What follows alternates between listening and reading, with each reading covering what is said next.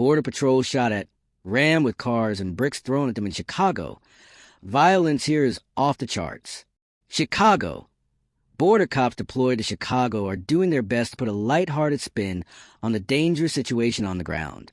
Immigration and Customs Enforcement Operation Midway Blitz has resulted in agents being shot at and met with resistance and violence daily, including being rammed with cars, as they round up gang members, rapists, kidnappers, and drug traffickers.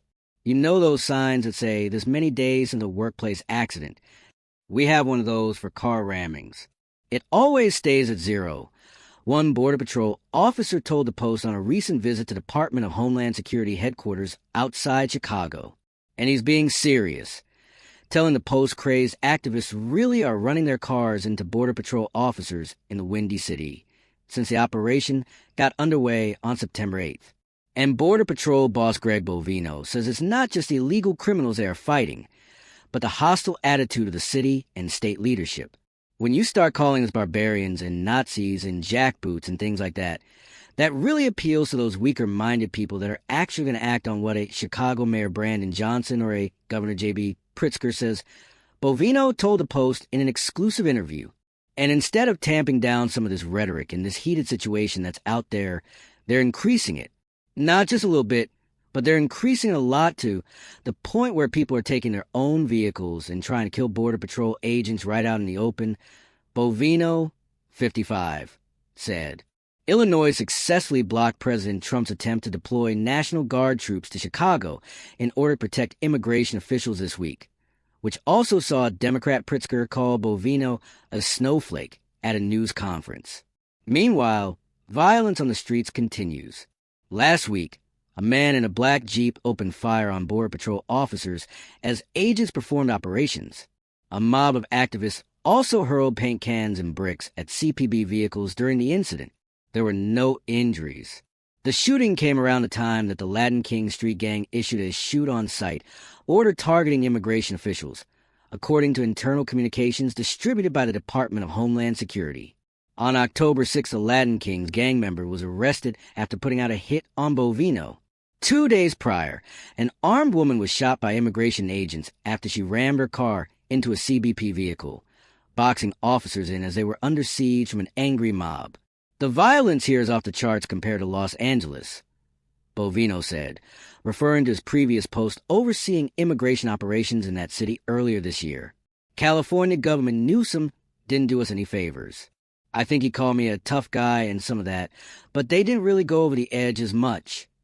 Despite all this, Bovino says morale is high among his officers, especially when they nab a particularly bad dude.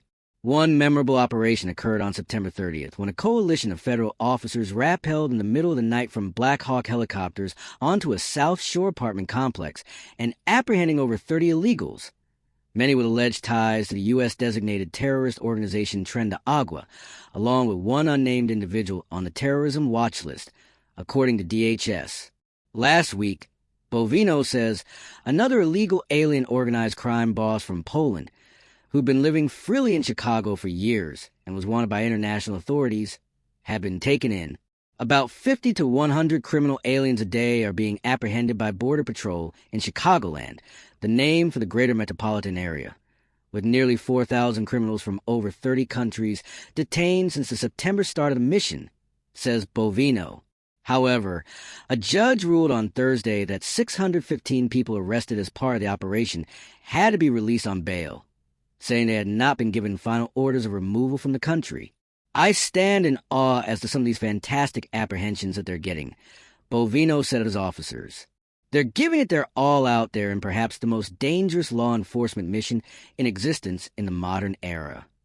From residents who have been cowering under the threat of gang violence and disorder for too long, the federal agents are greeted warmly. You can see the relief in some of the citizens' faces in the wards down there when we arrive. We're mobbed in a good way. Bovino says, 95% of the people welcome us here. It's that 5% that you may hear on TV that call us the Nazis and that kind of thing. But we love this place. Bovino, who joined Border Patrol nearly 30 years ago in 1996, says he was inspired to take the role by Hollywood, but probably not in the way the filmmakers of 1982's The Border, starring Jack Nicholson, intended. It didn't portray the Border Patrol very well. When Hollywood doesn't like something because they're agenda-driven, maybe it's time to pay attention to it. This border thing, what's that? It got me interested, he said. He then found out a lot of prolific Border Patrol agents were writing about their wild exploits in magazines like Outdoor Life and Guns and Ammo. Before he knew it, he was enlisting. What a colorful, adventure-oriented organization the Border Patrol has proven to be over 30 years, he said.